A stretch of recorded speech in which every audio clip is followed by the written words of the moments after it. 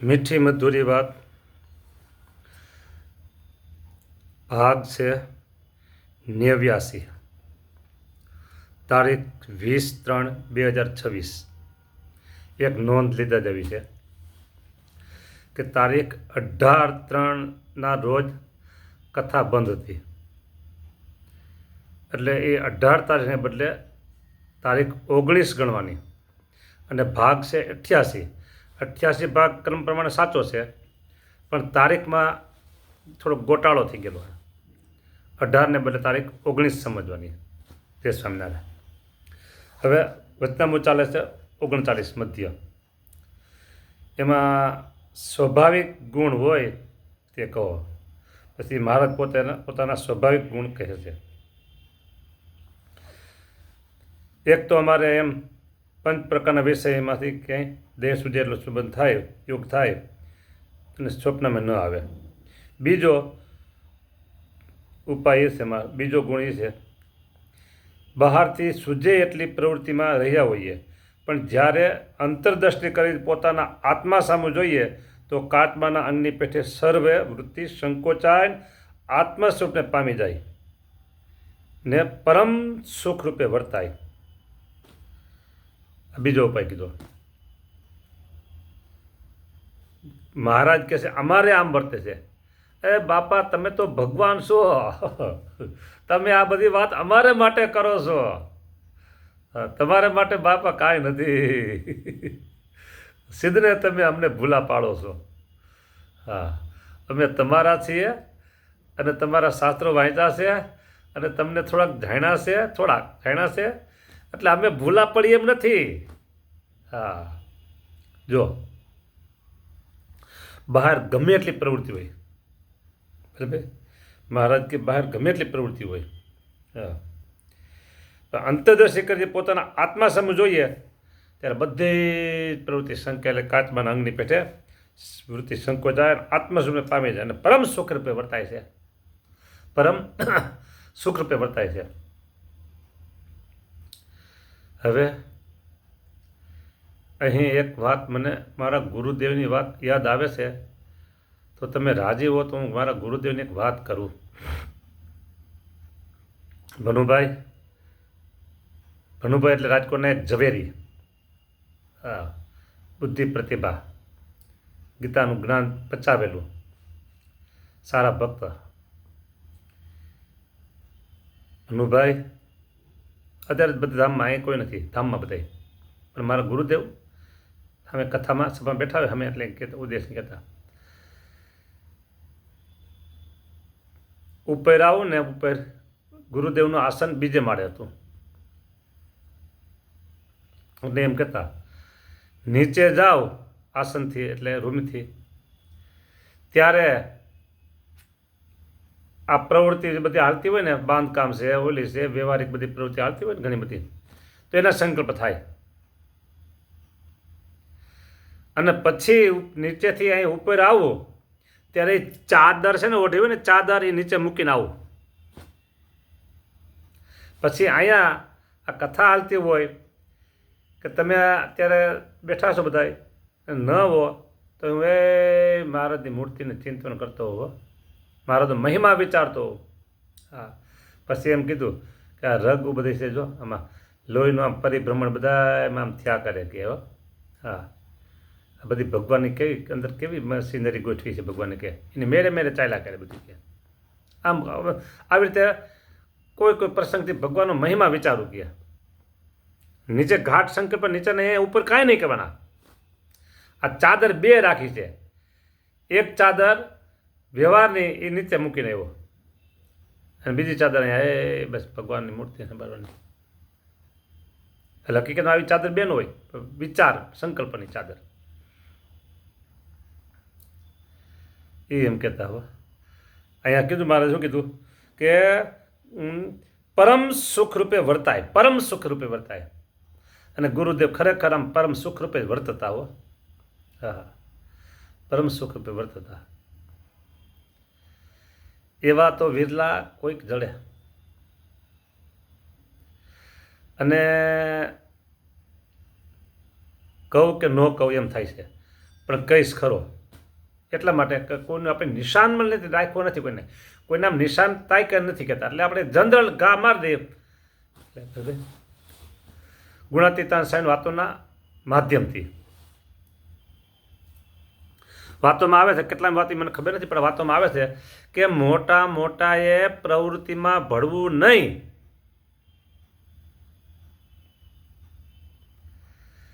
પૂર્વે ઋષિ મુનિઓ પ્રવૃત્તિમાં ભળ્યા તે કે આહને ભૂલી ગયા. બધી વિધિ વિધાન આહને કર્મ આહને ભૂલી ગયા. પછી કોઈ જૂના પાસેથી શીખા ત્યારે આવડું કે હવે વિચાર કરવા જેવી વાત છે. વિચાર કરવા જેવી વાત છે.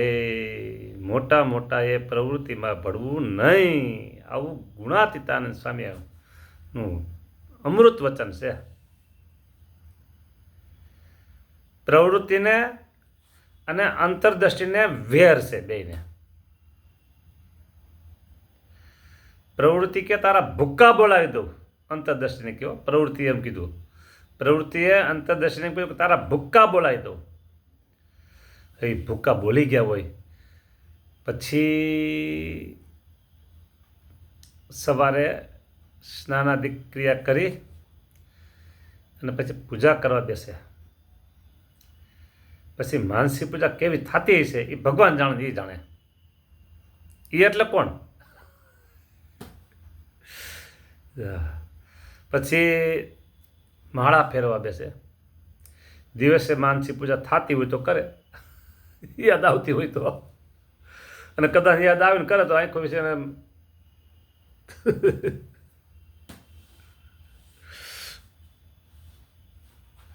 હા.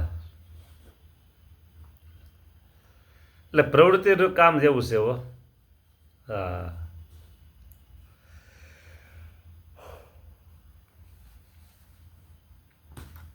ખાઈ જાય પ્રવૃત્તિ છે ને, અંતરદ્રષ્ટિ અને જ્ઞાન માર્ગને ખાઈ જાય. હા, ખાઈ જાય. પ્રવૃત્તિ ભૂખારી છે.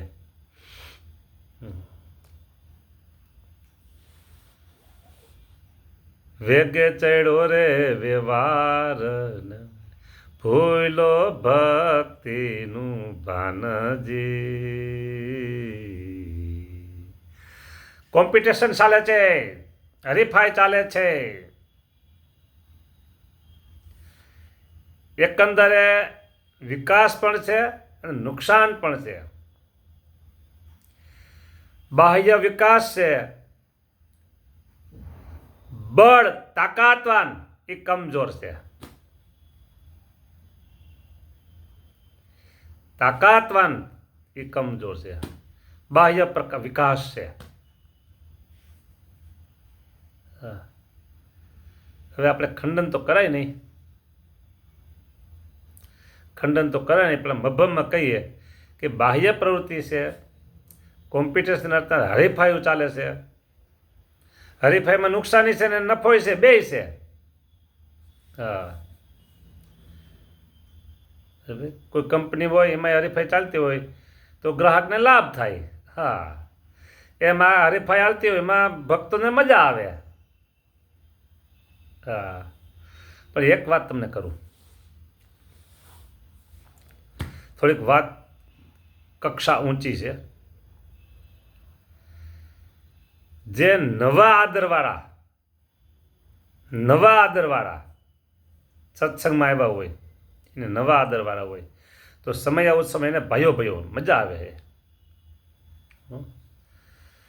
અને જેને છેલ્લો જન્મ કરી ભગવાનની મૂર્તિનો આ અને આ દેહ સાક્ષાત્કાર કરીને ભગવાન પાસે પહોંચી જવું છે, છેલ્લો જન્મ કરી લેવો છે, મૂર્તિને પામી જવું છે, એને આ બધી બાહ્ય છે ને એમાં ભળવું નહીં. એને વિક્ષેપ કરતા બને છે. બાહ્ય વૃત્તિ થઈ જાય. અંતર્વૃત્તિએ જેને જીવન જીવવું છે એના માટે આ જે ધામધૂમ છે ને, ધામધૂમ એ એના માટે નથી.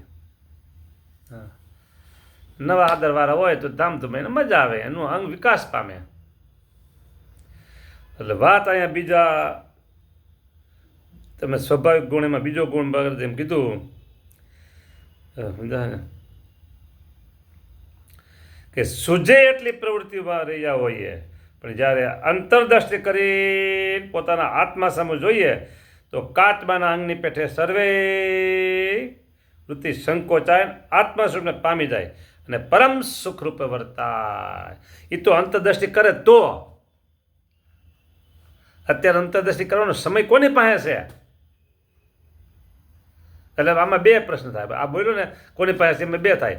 એટલે એક અર્થ એવો થાય કોની પાસે નથી, અને બીજો પ્રશ્ન એવો થાય આનાનો, બીજો અર્થ એવો થાય કે કોની પાસે છે, એ પ્રશ્ન પૂછ્યો. વાક્ય એક છે, અર્થ બે થાય. અત્યારે અંતરદ્રષ્ટિ કરવાનો સમય કોની પાસે છે? એટલે આનો અર્થ એવો થયો કે કોઈ પાસે નથી, અને બીજો અર્થ એવો થયો કે કોની પાસે છે એ બતાવો, એ પ્રશ્ન થયો.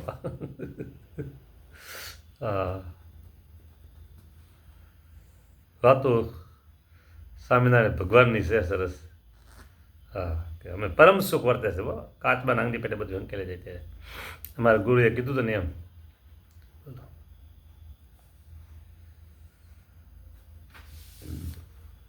ગમે તે થાય, પ્રવૃત્તિ પ્રધાન થઈ એટલે અધ્યાત્મને લૂણો લાગે લાગે ને લાગે. પ્રવૃત્તિ પ્રધાન થઈ એટલે અધ્યાત્મ બાબતમાં, અધ્યાત્મ જીવનને લૂણો લાગે લાગે ને લાગે. પ્રવૃત્તિ પ્રધાન થઈ તો બોલો.